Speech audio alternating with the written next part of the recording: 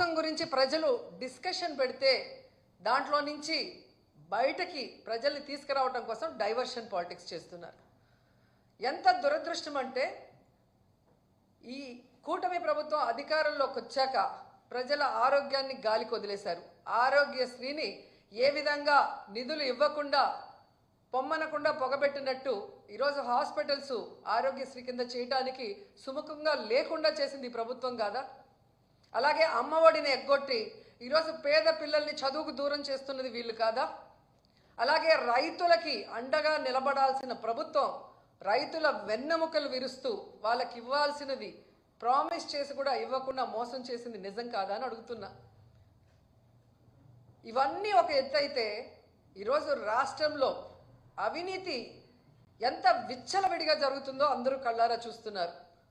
అది ఇసుక కానీ, అది మైనింగ్ కానీ, ల్యాండ్స్ కానీ, ఏది చూసినా లిక్కర్ కానీ విచ్చలవిడిగా వాళ్ళు దోపిడీకి అవినీతికి తెరలేపి వాటి మీద ప్రజలు దృష్టి పెట్టకుండా ఈరోజు తప్పుడు సాక్ష్యాలతో బురద చల్లుతూ కొంతమందిని టార్గెట్ చేసి ఎలా అరెస్ట్ చేస్తున్నారో మనం కళ్ళారా చూస్తున్నాం. నిజంగా ఇది ఎంత సిగ్గుచేటో ఒకసారి అందరూ కూడా ఆలోచించాలి. ఈరోజు ఇంటెలిజెన్స్ చీఫ్గా పనిచేసిన పిఎస్ఆర్ ఆంజనేయులు గారిని అరెస్ట్ చేసి తీసుకురావడం చూస్తుంటే డైవర్షన్ డర్టీ పాలిటిక్స్కి పరాకాష్ట. అంటే ఈ కూటమి ప్రభుత్వం ఎంత దిగజారిపోయిందో ఇక్కడ స్పష్టంగా అర్థమవుతుంది. పోలీసులు గుర్తుపెట్టుకోవాలి, ఈరోజు లోకేష్ చంద్రబాబు నాయుడు మాటలు విని రెడ్ బుక్ రాజ్యాంగాన్ని అమలు చేస్తున్న పోలీస్ ఆఫీసర్సు ఇది మీరు అర్థం చేసుకోవాలి.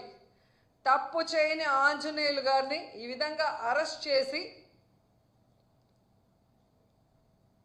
ఆయన్ని హ్యూమిలేట్ చేస్తూ అవమానపరుస్తుంటే తప్పు చేసిన మిమ్మల్ని చట్టం ముందు నిలబెట్టి మీకు బుద్ధి చెప్పే రోజు దగ్గరలో ఉంది. కాబట్టి అలాంటి తప్పులు చేయకుండా మీ పని మీరు కరెక్ట్గా చేయమని కూడా ఈ సందర్భంగా తెలియజేసుకుంటున్నాను.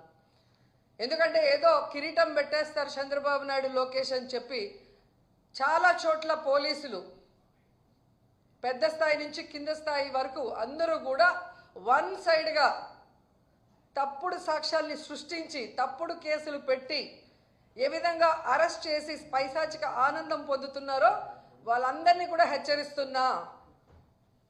భవిష్యత్తులో మళ్ళీ కూటమి ప్రభుత్వం వచ్చే అవకాశం లేదు. ప్రజలు ఇప్పటికే మేల్కొన్నారు. ఈ కూటమి ప్రభుత్వం వల్ల వాళ్ళు సర్వనాశనమైన విషయాన్ని వాళ్ళు గుర్తించారు. జగన్మోహన్ రెడ్డి గారి ప్రభుత్వంలో పేదలు ప్రశాంతంగా బ్రతికిన విధానం గుర్తుపెట్టుకొని మళ్ళీ జగనన్న కోసం ఎదురు చూస్తున్నారు. జగనన్న ముఖ్యమంత్రి అయిన వెంటనే తప్పు చేసిన వాడు ఎవరైనా వదిలిపెట్టేది లేదు. న్యాయస్థానం ముందు నిలబెట్టి వాళ్ళందరినీ కూడా జైలుకు పంపిస్తామని కూడా హెచ్చరిస్తున్నాం. అండ్ ఈరోజు మీరు చూస్తే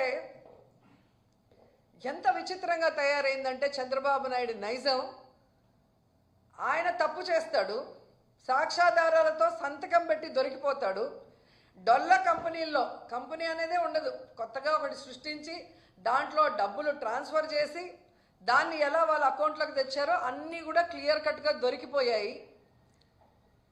స్కిల్ డెవలప్మెంట్ స్కామ్లో ఈడీ కూడా కొంతమందిని అరెస్ట్ చేసింది. కొంతమంది ఆస్తుల్ని అటాచ్ చేసి అవినీతి జరిగింది అని ప్రూవ్ కూడా చేసిన తర్వాత నాకు కన్ను బాగలేదు, ముక్కు బాగలేదు, కిడ్నీ బాగలేదు, వయసు అయిపోయిందని దొంగ తిరుగుడు చెప్పి బెయిల్ తీసుకొని బయటకు వచ్చి ఏదో తాను తప్పు చేయనట్టుగా ఆ కేసుని ముందుకు నడిపించకుండా ఎలా ఆపేశాడో అందరూ చూశారు. నీకు దమ్ము ధైర్యం ఉంటే ముఖ్యమంత్రి సిబిఎన్ గారు మీకే చెప్తున్నా, స్కిల్ డెవలప్మెంట్ స్కామ్లో మీ మీద పెట్టిన కేసులో మీరు ఎలా సంతకాలు పెట్టి డబ్బును దోచుకున్నారు ఈ ప్రభుత్వంలో అనేది ఈడీ కూడా ఓకే చేసింది. దాన్ని ఎందుకు సిఐడి విచారణ ముందుకు నడవనీయకుండా ఆపేశారు? దమ్ముంటే స్కిల్ డెవలప్మెంట్ మీద మీరు విచారణ చేయించుకోండి. మీ వల్ల కాకపోతే సిబిఐకి అప్పచెప్పండి. అలాగే మీరు చూస్తే ఫైబర్ నెట్ కేసులో ఎందుకు మీరు విచారణను ఆపేశారని అడుగుతున్నా. ఈరోజు ఏదో ఆంజనేయులు గారి మీద ఒక కేసో లేదా మిథున్ రెడ్డి గారి మీద ఒక దొంగ సాక్ష్యాలతో ఒక కేసో పెట్టి భయభ్రాంతులకి గురి చేయాలంటే ఎవరు భయపడే ప్రసక్తి లేదు. ఎందుకంటే మేము తప్పు చేయలేదు కాబట్టి ఎవరికి భయపడాల్సిన అవసరం లేదు. మీరు దొంగ సాక్ష్యాలతో ఎన్ని కేసులు పెట్టినా మేము న్యాయపరంగా పోరాడి బయటికి వస్తాం. కానీ మీ మీద కేసులు విచారణ జరిగితే మీరు పర్మనెంట్గా జైలుకి వెళ్తారన్న సంగతి మీకు తెలుసు. అందుకే అడుగుతున్నా, దమ్ముంటే దొంగ కేసులు పెట్టి మీ పచ్చ ఛానళ్లలో దుమ్మెత్తిపోయడం కాదు, స్కిల్ డెవలప్మెంట్ స్కామ్ మీద, ఫైబర్ నెట్ స్కామ్ మీద విచారణ జరిపించండి. మీకు ఆ దమ్ము లేకపోతే సిబిఐకి అప్పచెప్పండి అని కూడా డిమాండ్ చేస్తున్నాం. అసలు చంద్రబాబు నాయుడు అనే వ్యక్తి సంతకానికి విలువ లేదు అని ఇప్పుడు 4వ ముఖ్యమంత్రి అయినప్పుడు కూడా తెలుస్తోంది. ఏడాది అవుతుంది. ఈ ఏడాదిలో ఆయన పెట్టిన మొదటి సంతకం ఇంతవరకు అమలైందని నేను అడుగుతున్నా. ఇంతకన్నా సిగ్గుచేటు ఇంకేమైనా ఉందా? అదే వైఎస్ఆర్ గారు కానీ జగన్ గారు కానీ ఒక సంతకం పెడితే ఆ రోజు నుంచి అమల్లోకి వస్తుంది. అది సంతకం అంటే అలా ఉండాలి. కానీ నీ సంతకం అది చిత్తు కాగితంలాగా ఎప్పుడు సంతకం పెట్టినా అది ఎప్పుడు జరిగింది లేదు. అండ్ అధికారంలోకి వచ్చిన మీరు జూన్ నుండే నిరుద్యోగ భృతి ఇస్తాము, తల్లికి వందనం ఇస్తాము, అన్నదాత సుఖీభవ ఇస్తాము, ఆడబిడ్డ నిధి ఇస్తాము, ఫ్రీ బస్ ఇస్తాము అని చెప్పారు. బాండ్లు ఇచ్చారు. ఈరోజు ఆ బాండ్లు ఎత్తుకొని గ్రామాల్లోకి మీ ఎమ్మెల్యేలు కానీ మీరు వెళ్ళే పరిస్థితి ఉందా? పరకలతో కొడతారు, చెప్పులతో కొడతారు. ఆ భయం మీకు ఉంది కాబట్టే ప్రజల్లోకి వెళ్ళలేక, వాటి మీద ఏమీ చెప్పుకోలేక ఈ విధంగా డైవర్షన్ డర్టీ పాలిటిక్స్తో ఎలా ఎవరి మీద తప్పుడు కేసులు పెట్టి దాని మీద మీ పచ్చ ఛానళ్లలో రౌండ్ టేబుల్ డిస్కషన్లు పెట్టి మీ పచ్చ నాయకులతో విశ్లేషకులుగా ఏ విధంగా విషయాన్ని చిమ్ముతున్నారో ఈ రాష్ట్ర ప్రజలకి ఏడాది కాలంలోనే అర్థమైపోయింది. మీరు చెప్పే అబద్ధాలను ఇంకా నమ్మే పరిస్థితిలో ఈ రాష్ట్ర ప్రజలు లేరు అన్న విషయం చంద్రబాబు నాయుడు తెలుసుకోవాలి.